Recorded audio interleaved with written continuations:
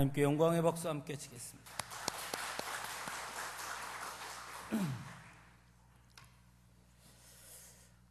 오늘은 여러분에게 한 가지 질문을 하면서 말씀을 나누고자 합니다. 여러분을 각자 기관차의 기관사라고 한번 가정을 해봅시다. 여러분이 모는 기관차는 시속 100km로 달리고 있습니다. 앞에 철로에는 5명의 인부가 작업을 하고 있습니다. 인부를 발견하고 브레이크를 밟았으나 어쩐 일인지 브레이크는 고장이 났고 전차는 멈추지 않습니다.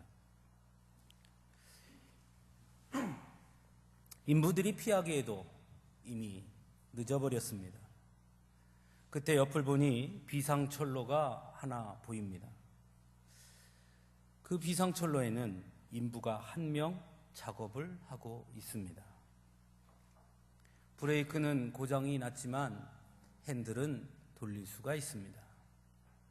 여러분 어떻게 하시겠습니까? 비상철로로 핸들을 돌려서 인부 한 명이 일하는 곳으로 가겠습니까? 아니면 그대로 직진해서 인부 5명이 있는 곳으로 가시겠습니까? 여러분 어떤 선택을 하시겠습니까?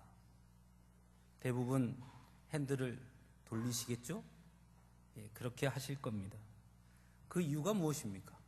왜 그렇게 합니까? 그 이유는 간단하지요. 5명이 죽는 것보다는 1명이 죽는 것이 더 나은 선택이라고 여기기 때문입니다. 이것을 결과론적 정의라고 말합니다. 어떤 행동이 얼마나 옳고 정의롭느냐는 것을 결정할 때 그 결과를 보고 결정할 수 있다는 것입니다. 기관사가 5명이 있는 쪽으로 갔느냐 1명 있는 쪽으로 갔느냐 그 결과가 어떠했느냐에 따라서 그의 선택이 뭐가 더 정의로웠느냐를 결정할 수 있다는 것이죠. 하지만 이런 선택이 항상 옳은 것은 아닙니다. 또 다른 예를 한번 들어봅시다. 이번에는 여러분들이 의사입니다. 여러분 앞에 5명의 환자가 누워 있습니다. 이 5명의 환자는 각각 장기를 이식받아야 살 수 있습니다. 어떤 사람은 간을, 어떤 사람은 폐를, 어떤 사람은 췌장을, 어떤 사람은 콩팥을, 어떤 사람은 심장을 이식받아야 살 수 있습니다. 바로 지금 이식을 해야 합니다. 그런데 이식받을 장기는 없습니다. 그런데 옆방에 아무것도 모르는 한 사람이 건강검진을 받으러 온 한 사람이 잠을 자고 있습니다. 여러분 어떻게 하겠습니까? 그 한 사람을 죽여서 그 사람의 장기를 빼서 5명을 살릴 수 있습니다. 어떻게 하시겠습니까? 그 한 사람을 죽이시겠습니까? 그리고 5명을 살렸으니 그것도 괜찮은 것입니까? 어쨌든 5명을 위해 1명이 희생된 것은 기관사의 예나 의사의 예나 동일합니다. 하지만 우리가 기관사를 가지고는 그에게 잘못했다라고 말하지 않습니다마는 의사가 5명의 장기 기증자들, 이식자들을 살리기 위해서 1명을 죽인 것은 우리는 그 사람을 가리켜 살인자라고 말합니다. 결과론적으로 보면 철로에서 5명의 인부를 구하기 위해 1명의 인부를 죽게 한 것과 별반 다르지 않지만 분명한 차이가 있다는 것입니다. 그것을 본질적 행위의 차이다라고 말합니다. 아무리 결과가 긍정적이라 하더라도 그것을 이끌어내는 행위가 본질적으로 옳았느냐 아니면 그렇지 못했느냐에 따라 달라질 수 있다는 것입니다. 1명의 인부를 희생시킨 것은 사고지만 의사가 5명의 장기를 이식받아야 할 사람을 위해 1명을 희생한 것은 우리는 그것을 살인이라고 말하고 범법이라고 의미합니다. 맞지요? 그렇다면 조금 더 다른 예를 들어봅시다. 이번에는 여러분들이 높은 산 위에 올라 있습니다. 아래를 내려다보니 산길이 보입니다. 아주 좁은 길입니다. 차 한 대만 겨우 지나갈 수 있고 한쪽 면은 아주 깊은 낭떠러지입니다. 위에서 이렇게 내려다보니 차 한 대가 열심히 달려오고 있습니다. 그리고 코너를 딱 돌면 그 앞에는 역시 인부 5명이 공사를 하고 있습니다. 차는 아무것도 모른 채 마구 달려옵니다. 인부를 발견하고 브레이크를 밟지만 역시 그 차는 브레이크가 고장이 났습니다. 여러분은 산 위에서 그것을 똑똑히 보고 있습니다. 어떻게 하면 좋을까 생각하던 중에 옆에를 보니 큰 바위가 하나 있습니다. 내가 손으로 밀면 그 바위가 굴러 떨어질 것 같습니다. 그것이 떨어지면 인부와 달려오는 차 사이에 떨어져서 결국 그 차는 그 바위에 부딪히게 될 것이고 인부 5명은 아무런 사고 없이 살 수 있고 그 차에 탄 운전자는 죽게 될 것입니다. 여러분 어떻게 하시겠습니까? 바위를 미시겠습니까? 아니면 내일이 아니니 팔짱 끼고 구경하시겠습니까? 어떻게 하시겠습니까? 조금 다르게 생각해 봅시다. 이번에는 역시 상황은 똑같습니다. 차에는 한 사람이 타고 있고 그 차는 브레이크가 고장나서 인부 5명이 있는 곳을 향해 손살같이 달려오고 있습니다. 옆에는 바위가 있고요. 그런데 말입니다. 그 차에 탄 한 사람이 어떤 사람이냐? 전염병의 백신을 개발하는 과학자입니다. 그 사람만이 백신을 개발할 수 있습니다. 그 사람이 죽으면 전염병 백신을 개발할 수가 없습니다. 자, 여러분 그걸 알았습니다. 어떻게 하시겠습니까? 바위를 굴리시겠습니까? 아니면 인부 5명이 죽는 것을 그냥 보겠습니까? 여러분 선택이 어떠십니까? 우린 여기서 고민하게 됩니다. 왜 고민하지요? 첫 번째 상황에서는 바위를 민다고 생각하는 분이 많을 것입니다. 한 명이 모는 차를 세워서 그 한 명은 죽지만 5명의 인부를 살릴 수 있으니 말입니다. 하지만 두 번째 경우에는 여러분 더 깊이 고민하게 될 겁니다. 저 사람이 백신을 개발하는 과학자라면 비록 지금 인부 5명은 죽지만 저 사람이 백신을 개발하도록 하는 것이 더 옳은 것이 아닐까 생각하게 될 겁니다. 즉 결과론적인 정의는 이처럼 가치에 따라 달라질 수 있다는 것입니다. 단순히 한 사람의 한 생명을 하나로 보지 않고 누구나 동일한 하나의 생명을 가지고 있지만 그가 그 생명이 어떤 가치를 유출할 수 있느냐, 어떤 가치를 창출할 수 있느냐에 따라서 똑같은 한 생명들이지만 그 가치가 달라질 수 있다는 것입니다. 이러한 예를 통해서 우리는 결과론적 정의의 모순을 발견하게 됩니다. 결과론적으로 아무리 같은 결과가 도출된다 하더라도 본질적인 행위가 옳지 않으면, 즉 의사의 예처럼 살인이라는 행위가 옳지 않으면 동의할 수 없다는 것이고, 또 한 가지는 가치 중심적인 것으로서 인부들의 생명과 과학자의 생명은 모두 소중한 것이지만 우리의 주관적인 가치 판단에 따라 우선순위가 매겨지거나 선택될 수 있다고 생각할 수 있다는 것입니다. 쉽게 말하면 객관자의 입장에서는 과학자를 한 명 살리는 것이 더 가치 있는 일이지만, 그러나 만일 그 인부가 속해 있는 가족의 입장에서는 다른 얘기가 되는 것이죠. 과학자의 생명이 더 귀한 가치라고 여기는 것은 나의 주관적인 판단인 것입니다. 어떤 상황에 있느냐에 따라 달라질 수 있는 것이죠. 오늘날 우리 사회는 그런데 이렇게 모든 것이 결과론적 중심 사고에 매몰되어 있다라는 것입니다. 경제적 가치 중심, 효율성 중심의 사회를 우린 살아가고 있습니다. 그래서 다수를 위한 소수의 희생이 매우 당연시 되어 가고 있습니다. 왜요?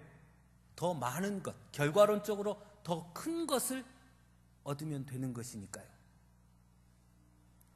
대표적인 모습이 세월호 사건 이후에 우리 국민들이 보여주는 모습입니다.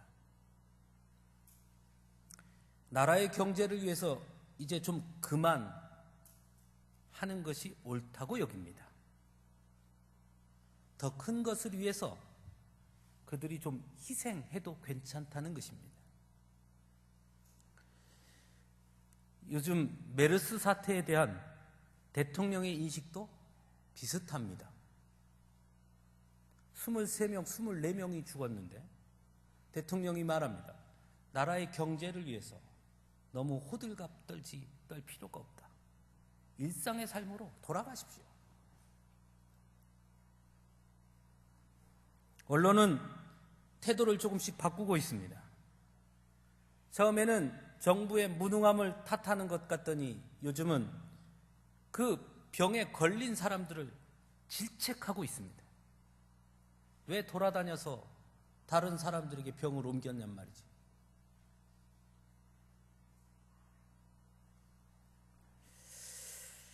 고통당하는 소수에 대한 배려나 관심이 다수의 행복과 성장을 위해서는 조금 무시돼도 된다고 생각하는 것입니다. 정말 그래도 되는 것입니까? 그것이 옳은 것입니까? 여러분 어떻게 생각하십니까?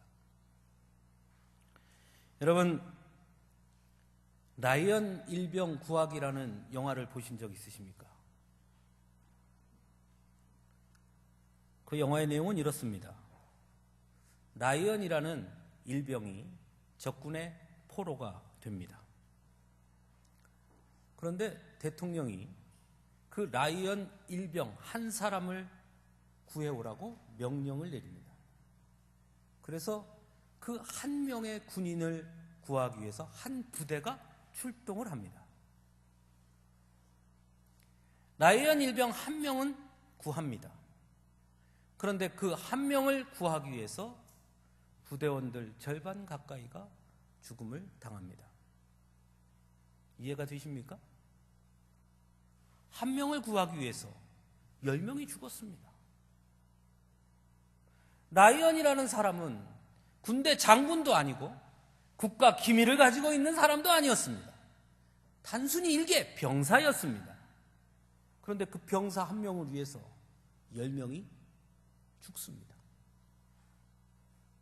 미국 대통령은 바볼까요? 그걸 몰랐을까요? 라이언 일병을 구하기 위해서 군대를 보내면 더 많은 사람이 죽을 수 있다는 것 몰랐을까요? 알았습니다. 그래도 보냈습니다. 왜 그랬을까요? 라이언에게는 형이 둘이 있었습니다. 그 형 둘 모두가 전쟁에서 전사를 했습니다.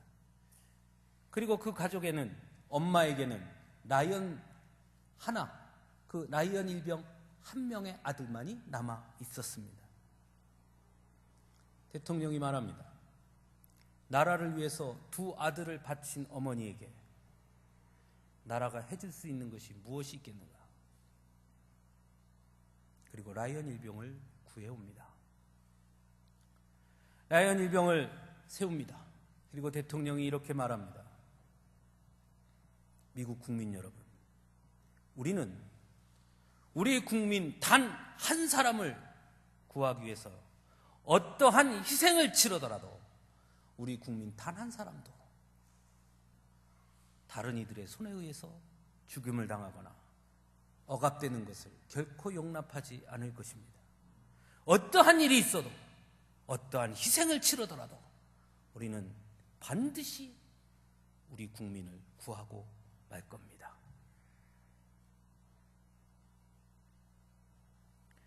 오늘 우리가 읽은 본문 말씀을 한번 들여다보십시오.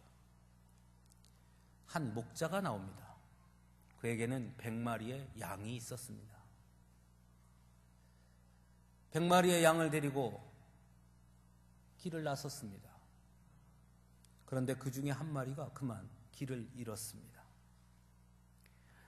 나머지 99마리는 목자를 잘 따라왔는데 이 한 마리는 어쩐 일인지 길을 잃었습니다. 발견했습니다. 한 마리가 없어졌네. 자, 어떻게 하겠습니까? 99마리입니다. 잃은 것 한 마리입니다. 어떻게 하겠습니까? 당연히 한 마리는 포기하고 99마리를 이끌고 양우리 안전한 곳으로 99마리를 데리고 가는 것이 현명한 선택입니다. 여러분이라면 그렇게 하지 않겠습니까? 저도 그렇게 할 것입니다. 그런데 어찌된 일인지 목자는 99마리의 양을 산에다 그대로 둔 채 한 마리 잃어버린 양을 찾아서 길을 떠납니다. 산에 두었습니다. 오늘 본문을 자세히 보십시오. 99마리의 양을 산에 두었습니다. 안전한 우리에 둔 것이 아닙니다. 산에 두었습니다. 목자가 없는 99마리의 양 앞에는 늑대가 찾아올 수도 있습니다. 곰이 올 수도 있습니다. 한 마리 양을 찾으러 떠난 사이에 어쩌면 99마리의 양을 다 잃을 수도 있습니다. 다는 아닐더라도 한 마리보다 더 많은 수의 양을 잃을 수 있을 것입니다. 그런데 목자는 그 한 마리를 찾아 떠납니다. 이해가 되십니까? 앞에서 제가 말씀드린 것처럼 결과론적인 관점에서 본다면 이 목자의 행위는 결코 이해할 수 없습니다. 그러나 이야기를 조금 바꾸어서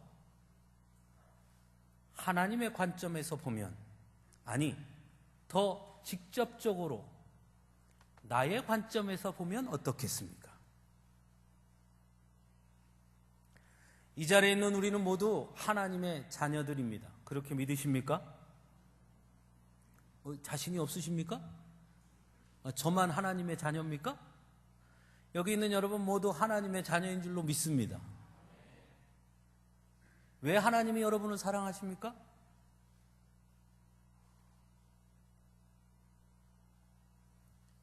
다른 사람보다 더 많이 배워서 그렇습니까?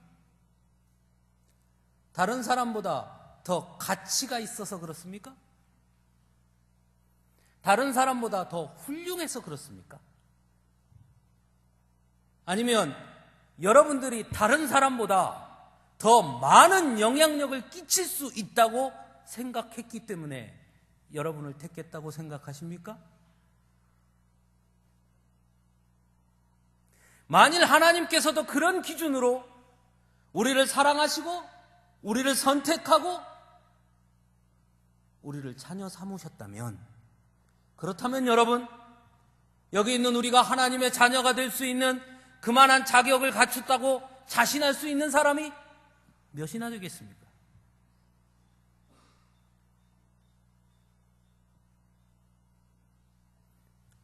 우리는 혹 길 잃어버린 한 마리의 양 같은 자들 아닙니까? 세상의 기준으로 보면 남들보다 배운 것도 더 없고 가진 것도 별로 없고 건강도 자신 없고 힘도 없고, 그래서 소위 세상에서 말할 때는 루저라고 말하기도 하고 낙오자라고 말하기도 하고 때로는 서민이라고 말하고, 그게 우리 아닙니까? 가치의 기준으로 본다면 삼성그룹의 이재용 회장이 하나님을 섬기면 훨씬 더 가치 있는 일을 하지 않겠습니까? 세상적 기준으로 본다면 많이 배운 많은 학식을 가진 사람이 우리같이 잘 배우지 못한 사람보다 더 낫지 않겠습니까? 그런데 하나님은 왜 우리를 하나님의 자녀 삼으셨습니까? 그 이유가 어디 있습니까? 그것이 바로 잃어버린 양을 찾아 떠나는 목자의 마음인 것입니다. 세상은 이 목자의 행동을 결과론적으로 바라보기 때문에 목자의 행동이 어리석다고 말합니다. 하지만 목자는 한 마리를 위해서 99마리를 포기하는 것이 아니라 한 마리도 포기하지 않는다는 것을 보여주는 것입니다. 그 한 마리를 위해서 어떠한 것을 포기하는 한이 있더라도 단 한 마리도 결코 포기하지 않겠다는 그 사랑을 오늘 본문을 통해 우리에게 보여주신 것입니다. 그래야 나머지 양들도 우리 목자는 단 한 마리의 양도 포기하지 않는구나. 내가 길을 잃어도 우리 목자는 또 나를 찾아 그렇게 찾아오겠구나. 그것을 알게 되는 것입니다. 저는 오늘 말씀을 통해서 하나님의 사랑이 얼마나 위대하고 큰 것인지를 다시 한번 깨닫게 됩니다. 내가 하나님의 사랑을 받은 것이 내가 자격이 있거나 다른 사람보다 더 비교해서 더 낫거나 더 뛰어나서가 아니라는 것, 그건 이미 알고 있었으나, 그건 이미 알고 있습니다. 내가 잘나서 하나님이 사랑하는 것이 아니라는 것을. 그런데 오늘 말씀을 통해 하나 더 깨닫는 것이 있습니다. 그런 나를 사랑하기 위해 하나님 지불하신 것이 이토록 크다는 것입니다. 사랑하는 성도 여러분, 만일 하나님께서 경제적 효율성을 생각하셨다면 인간이 돼서 이 땅에 오실 이유가 있겠습니까? 다 멸하고 새로 창조하시면 되지 않겠습니까? 경제성과 효율성과 결과론을 중시했다면 왜 하나님께서 지금도 여전히 우리를 바라보시고 참고 기다리고 계시겠습니까? 이유는 간단합니다.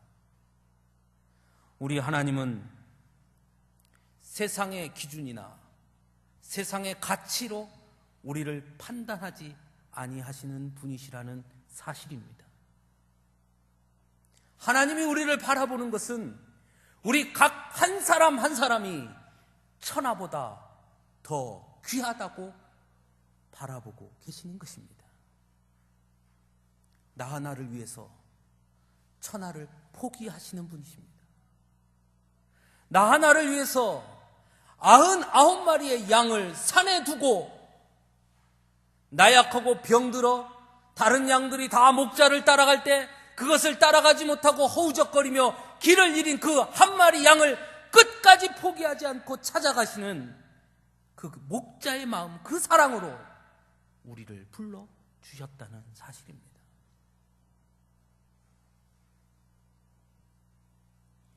오늘날 우리 사회의 가장 큰 문제 중에 하나는 자살률의 증가입니다.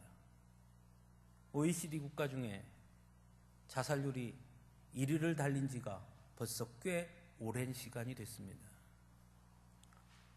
왜 자살을 하는 것일까요? 오늘날 자살률의 가장 큰 이유 중에 하나는 경제적 빈곤이랍니다. 그럼 한번 생각해 봅시다. 1960년대 한국전쟁을 마치고 나서 얼마 되지 않아 전쟁 폐허 속에 살던 그때, 그랬다면 그때 우리 국민들 다 자살해야 되지 않았겠습니까? 밥을 굶는 것이 진짜 밥 먹듯이 밥을 굶었고요. 먹을 것이 없어서 소나무 껍질을 벗겨서 먹었고요.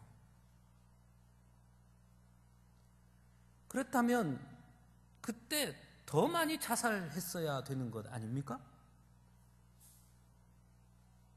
그런데 그때는 그렇게 자살률이 높지 않았습니다.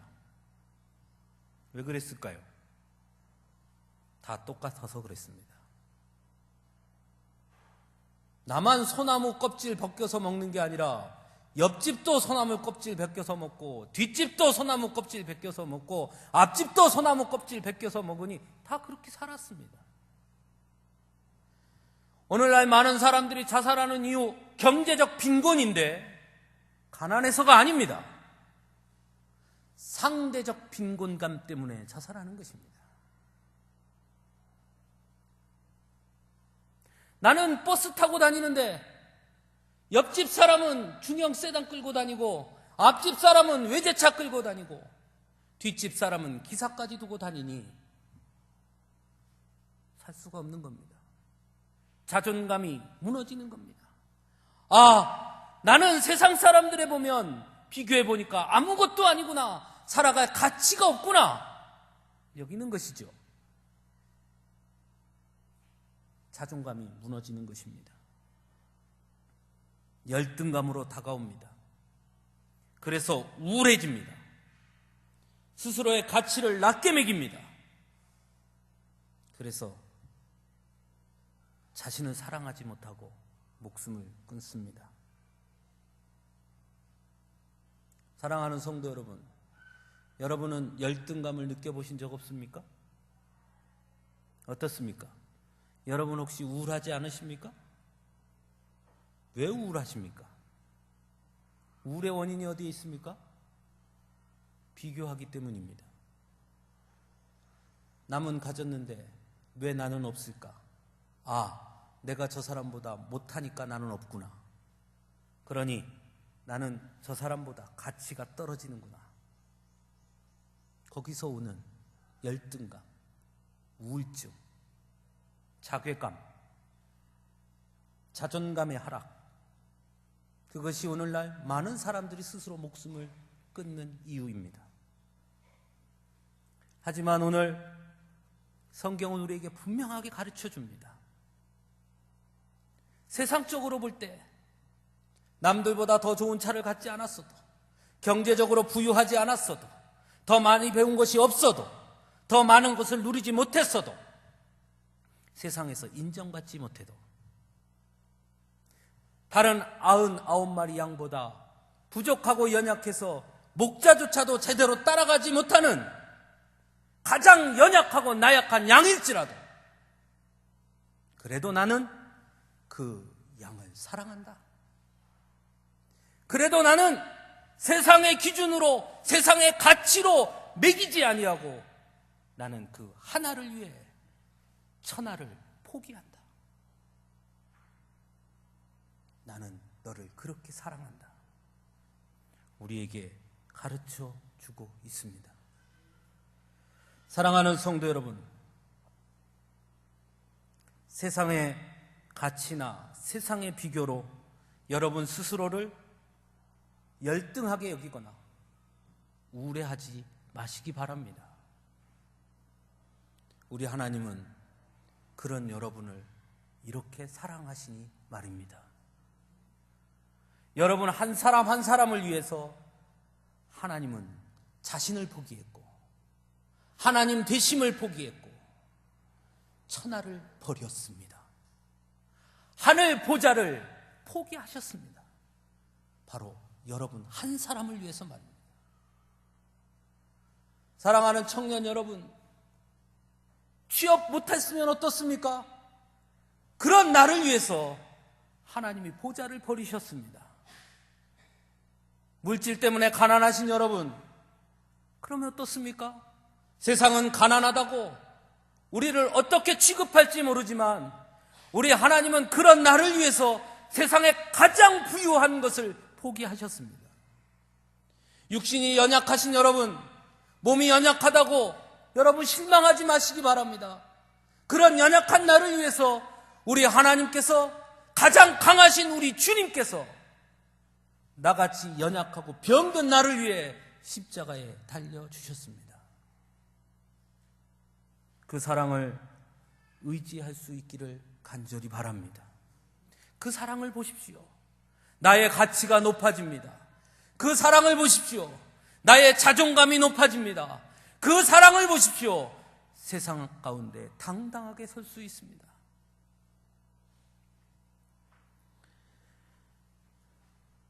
우리 주님이 우리를 그렇게 사랑하시면서 우리에게 하신 말씀이 있습니다. 너도 가서 이와 같이 하라. 우리가 왜 복음을 전해야 합니까? 복음을 누구에게 전합니까? 여러분, 복음을 전하지 않으면 이 세상에는 소망이 없습니다. 열등감에, 우울증에 빠져서, 자괴감에 빠져서 자살하는 우리의 이웃들을 그냥 볼 수 없지 않겠습니까? 찾아가서 전해야 됩니다. 아닙니다. 하나님은 당신을 세상에서 가장 귀하게 여기십니다. 당신은 무가치한 사람이 아닙니다. 하나님은 당신을 세상에 가장 귀한 존재로 여기십니다. 하나님은 당신을 위해서 99마리를 산에 둔 채 헤매이시는 분이십니다. 하나님은 오로지 당신만을 바라보고 계십니다. 그러니 포기하지 마십시오. 그러니 절망하지 마십시오. 그러니 낙심하지 마십시오. 주님 앞에 오십시오. 주님을 붙잡으십시오. 당신도 나와 같이 하나님의 사랑 안에서 기쁨과 감사를 누리며 소망과 용기를 가지고 세상 가운데 당당하게 설 수 있게 됩니다. 그 사랑을 우리가 전해야 하는 것입니다. 예수님은 우리에게 그 사랑을 보여주시며 너도 가서 이와 같이 하라. 그리고 우리가 그렇게 할 때 하나님 우리 가운데 함께 하심으로 하나님의 영광을 보게 되리라 말씀해 주셨습니다. 오늘 본문에 분명히 말씀하십니다. 하나님은 작은 자 한 사람도 잃어버리는 것을 원치 아니하신다.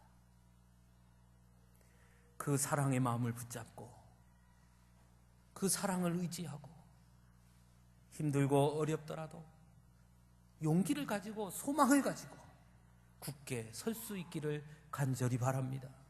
그 사랑을 우리의 이웃들에게 전해야 합니다. 낙심하고 절망하고 죽음의 골짜기로 향해 가고 있는 우리 이웃들을 살리는 길이 바로 거기에 있는 것입니다. 우리 모두 그 일에 함께 할 수 있기를 간절히 바랍니다. 기도하겠습니다.